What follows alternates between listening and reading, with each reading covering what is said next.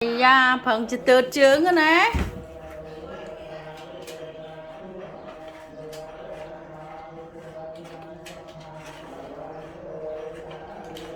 chẳng bạn ấy nâng chỉ tớt trứng mấy nâng chẳng bạn ấy nâng mở một điểm trứng bằng từng trứng từng ấy đó này